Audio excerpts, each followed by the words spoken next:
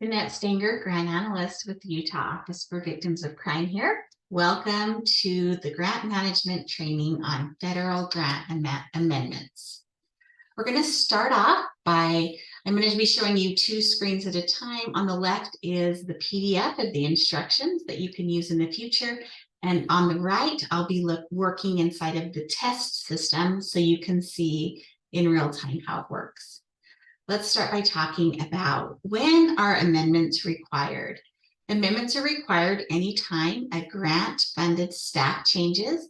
The name of that new staff will need to appear on the budget ledger, and so we'll need to do an amendment to make that happen. If you change your primary contact information, you will need to do an amendment. Reach out to your grant analyst first, and we will make them a contact in the system so you can add them. But really, anytime there's a budget change or revision, including if you change supplies around or you add a new training or you make changes to contracted fees, really anytime the budget is altered or funds are moved, you will need to do an amendment.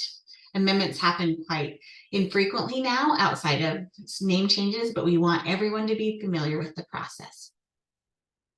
So as some additional guidance is that only one amendment can be entered into the system at a time, but you can group those changes together. In fact, we appreciate if you would group those changes together. So if you have multiple staff changes, or if you're changing a staff and maybe adding some additional clarifying lines to your supplies, we appreciate when you do them together because your analyst will need to create a new PDF of your grant and create a new budget ledger for your agency. And so we'd like to do it all at once if possible. Please submit your amendments in a timely manner. Because amendments and payment requests can't be in the system at the same time, when your grant is an amended status, it kind of is open again. And so it freezes all other actions. So if you'd like to get your payment requests done, you need to get your amendments done before that can happen. So submit them early. We'd also like to remind you that budget restrictions are still in place for VOCA and VAWA as they were the previous year. Because we've had such significant budget cuts, we're not allowing a lot of movement between categories other than personnel and fringe, and if you need to move money between training and travel. But that being said, if you have ideas or want to talk about that, please reach out to your analyst. Or if your grant is something other than VOCA or VAWA and you want to talk about moving money, reach out to your analyst. Okay, so we start off our amendment process by logging into the state system. As you are aware, all grant managers are primarily using the state GMS system for progress reports, payment requests, and amendments. And then you use the federal system if you're on VOCA for things like PMT reports. So amendments happen inside the state system. You're going to start, and if you look at the information that's happening on the right-hand side of your screen, you start by clicking on My Applications, and all of your different applications will come up. If you have more than one federal award, such as VOCA, VAWA, SASP, or multiple VOCA awards, they will all be listed here. Look at the project titles, look at the status. It'll have to be a funded award. And once you know which award you're working on, click on that record ID. Great. Okay. So this doesn't happen quite as often now, but if you are moving funds between categories or maybe making changes to positions or moving money between positions, you will need to submit a revision ledger. That revision ledger is found in the file section of your grant. So right here, I have it circled on the instructions. You'll need to click on the revision ledger and download it as an Excel document and then make those changes inside of that.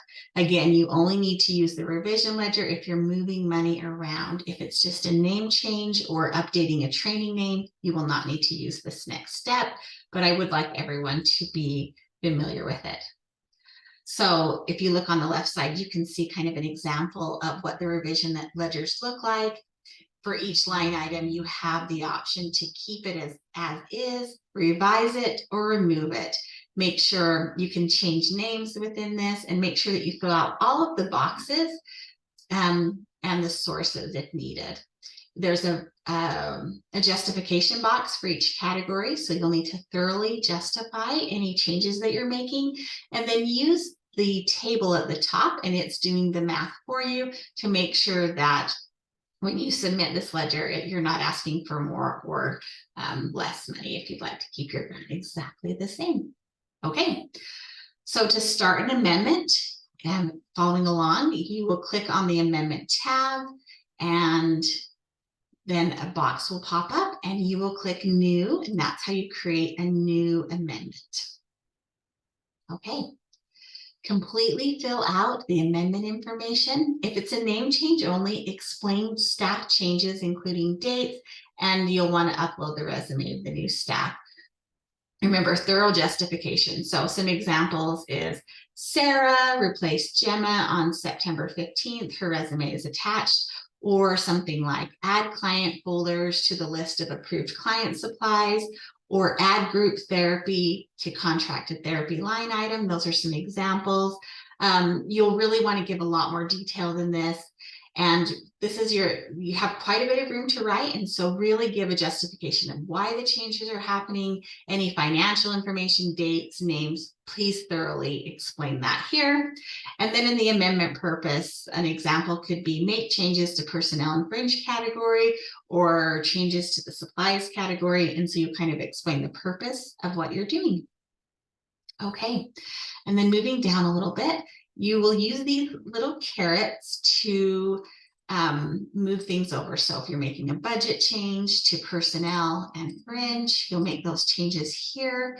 And then you'll see this box that does allow you to change your primary contact information. And so you just go through those steps, filling out the boxes, changing all of the categories, all the information you'd like us to know.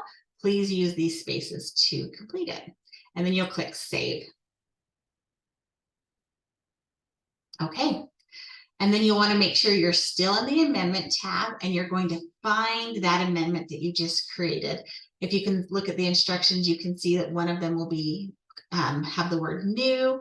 It'll have the date you did it, and it will have an amendment name. So you just need to locate the amendment you did that work on and click on it. And you're going to see right here, if you look at the instructions, the PDF, all of the writing, all of the information that you provided is there in the justification boxes. This is your opportunity. At the bottom, you'll see this box that says upload files. And that is where you can upload resumes, upload the amendment ledger, upload any documentation to justify the changes. You'll upload it here for your grant analyst to review, and then you'll click on the Submit for Approval button. Okay, so as you can see, amendments are pretty quick and straightforward. If you have any questions on how or when or why to complete an amendment, please reach out to your grant analyst. We're always here to help. And if you have any further questions, the PDF of this grant is available, or the PDF of this instructions is available along with this video. So thanks for attending.